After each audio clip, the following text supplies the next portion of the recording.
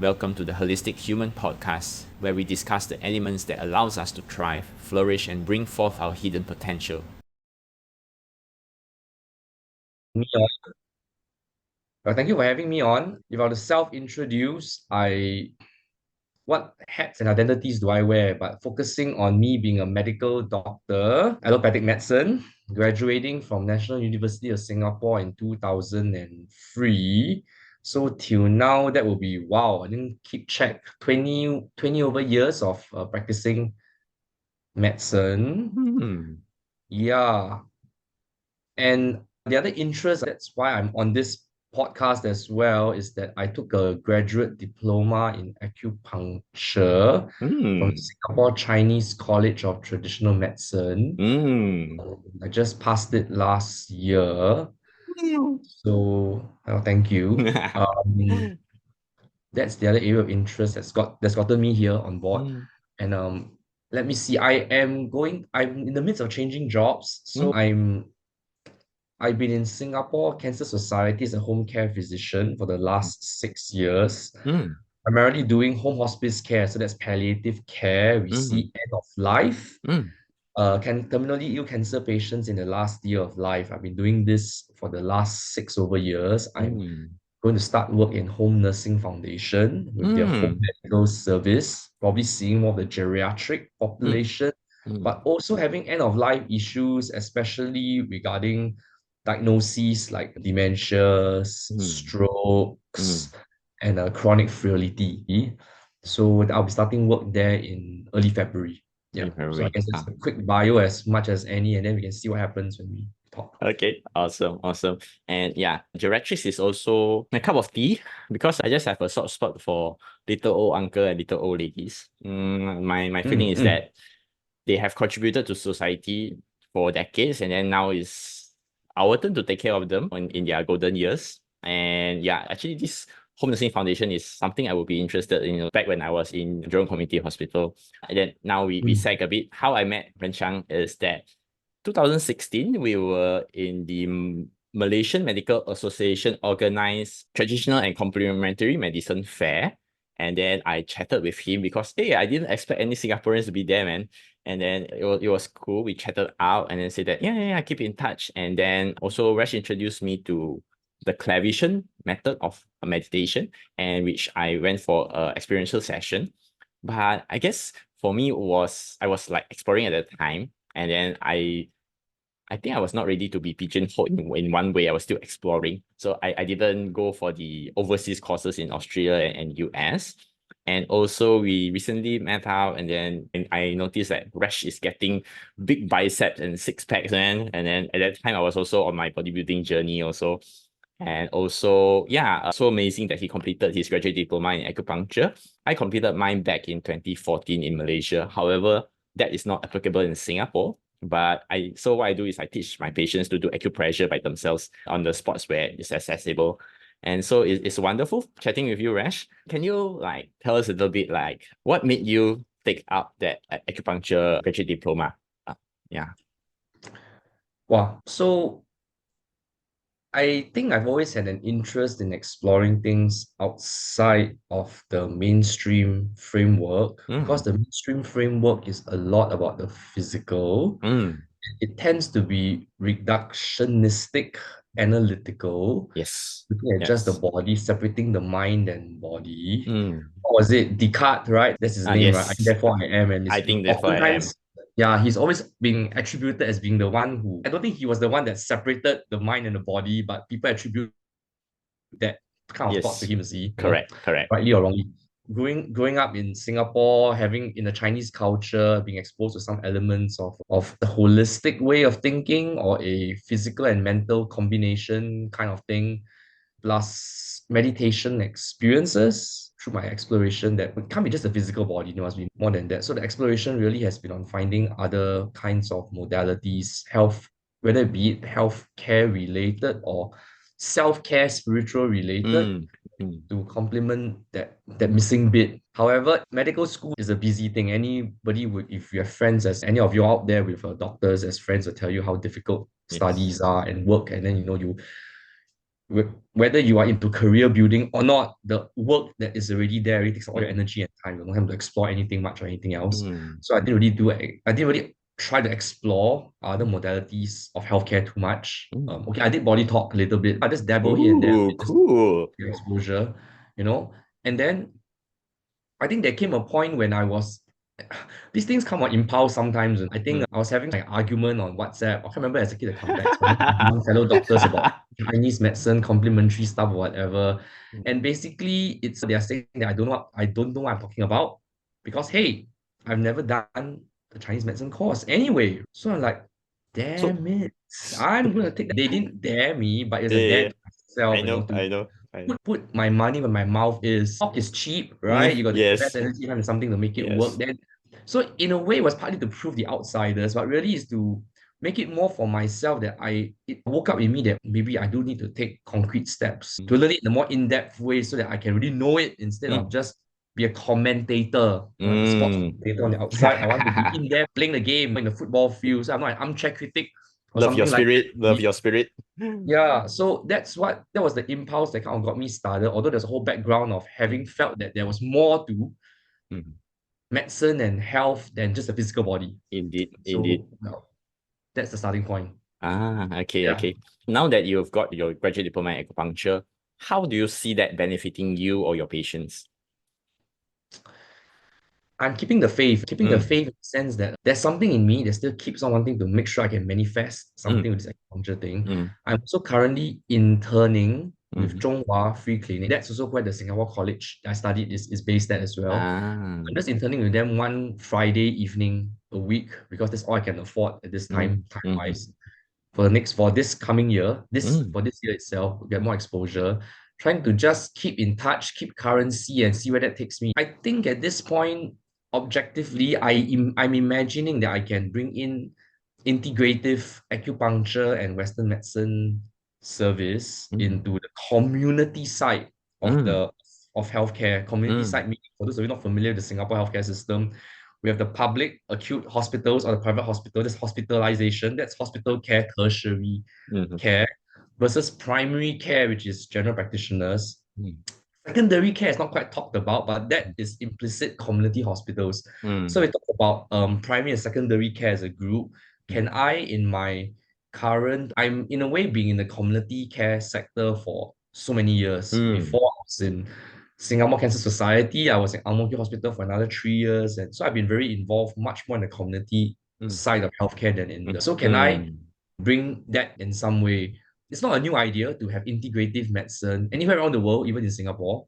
But I think attempts to operationalize it have generally failed, or rather dwindled down and then non-existent or totally under the radar and nothing happens for a variety of reasons that is probably too big a topic to discuss in. I don't have all the details as well. But can I, in a way, keep that dream alive and see if something can happen? I also don't see it as being me. If I have to be the sole practitioner make it happen, fine. But I have never seen it as me being the hero that saves the day, in a way. I always see myself as a facilitator, as a bringing together of like-minded people of different interests and The bridge synthesize. builder. Correct, the bridge builder. I've always seen myself as a bridge builder, Although people Yes. that are against me see me as a rebel rouser, but that's another thing. So the rebel rouser that wants to be king, that's why they see me. I always see myself as a bridge builder. I don't see it as myself doing it. It's a group of people that I bring together to synergize and make things happen. I hope Yes. that happens someday. It's still early days, so as much as it's a dream, and I can only say that there's a faith that burns. I can't tell you where the faith comes from. It doesn't quite conform to logic. Logic dictates a safe path. Logic dictates that I take the safest, easiest way out so I can continue to make a living, pay my Occam's mortgage. razor. I've got bills to pay. I'm not like, Yes. off or something. Okay, I'm not poor, yes, but I'm not well off. 3 kids, a busy schedule to juggle with all of them, and so on. Logic dictates the safest, easiest path. Faith demands more. The faith Yes. and the fire demands more. And yet it's got to be a compromise and a balance enough so that I don't drop either ball, so to speak. I can be able to hold them and make Keep something them in the beautiful air. out of the shapes Yes. I'm juggling, Yes. you Turning know. the different color balls into a rainbow, man. something like that. Yeah. So that's the imagery you're catching there. So yeah, that's all I have right now. Actually, more of a dream and a hope that something good comes out of this without quite knowing what the outcome is going to be at this point. Yeah. Yeah. Keeping the faith, walking the path less taken. It's exciting. It can be very nail biting at times as well. Yeah. Yeah. But I would say that there's this calling, purpose, mission. There's something bigger than us. There's Yes. something more wholesome, more integrative, and it's going to be better for the world rather than whatever system that is right now. And you already said it can be bigot, it can be bigotric, is that's the word for it. It can be quite tunnel vision, and it can be quite reductionistic, and also sometimes the word that comes to mind, the phrase that comes to mind is specialized to the point of general incompetence.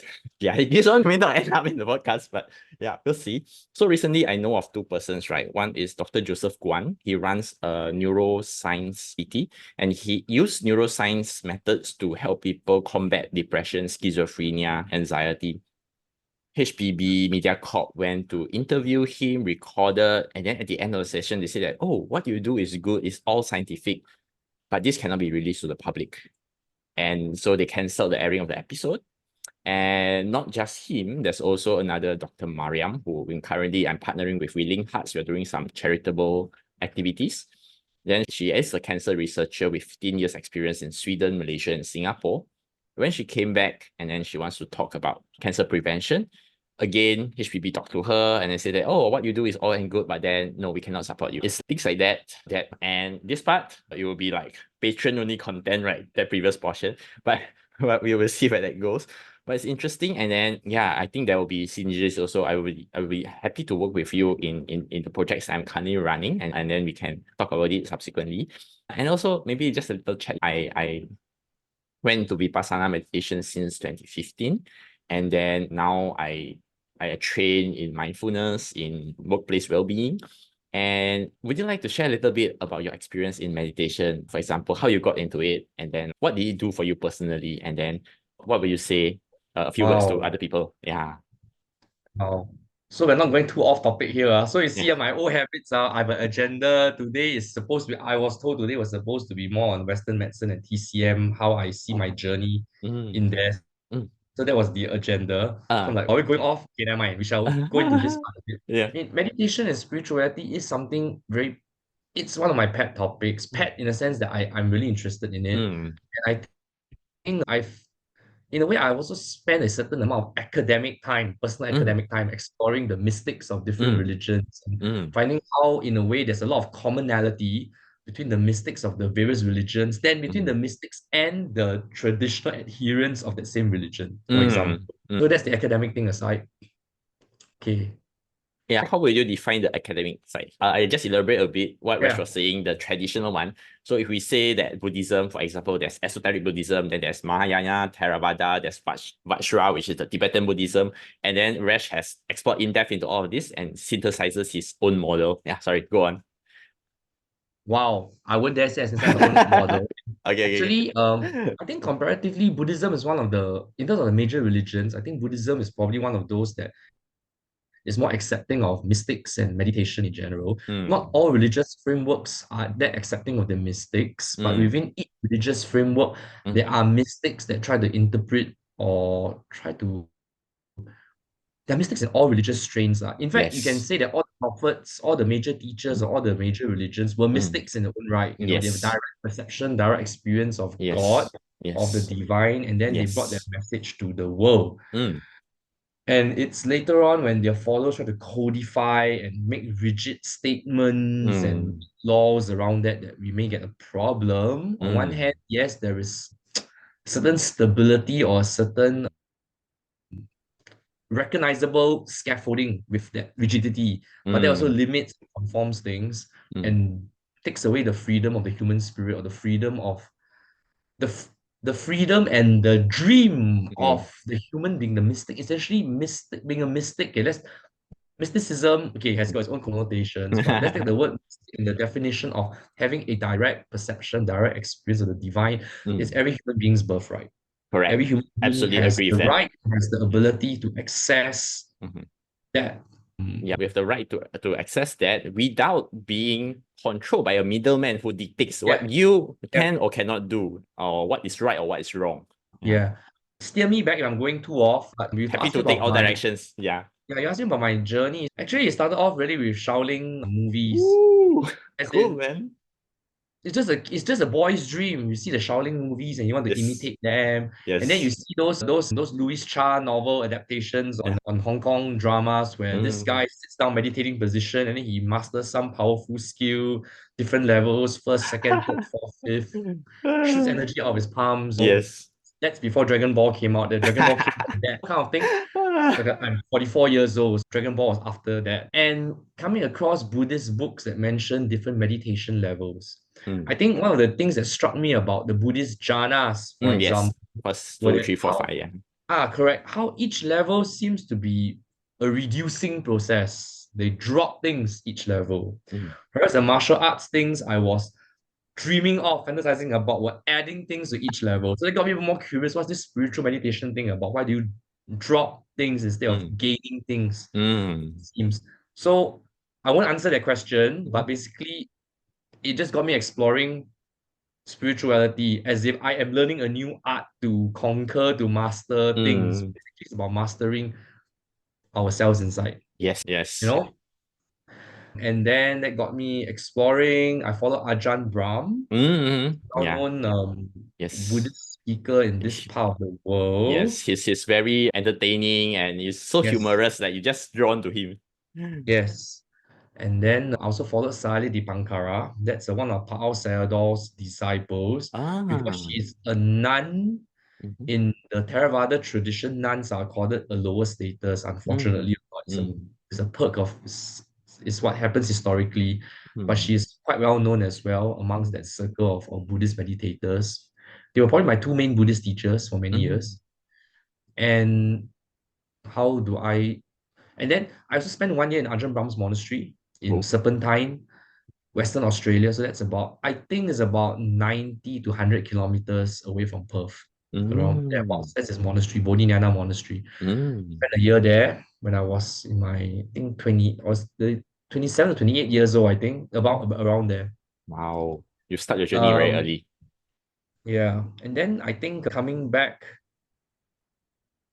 I had problems with my meditation. I was too rigid and grasping, and no matter what I did, that didn't help. I watch the breath, it becomes too tight for me. I put too much focus on it, my nose just scrunches up.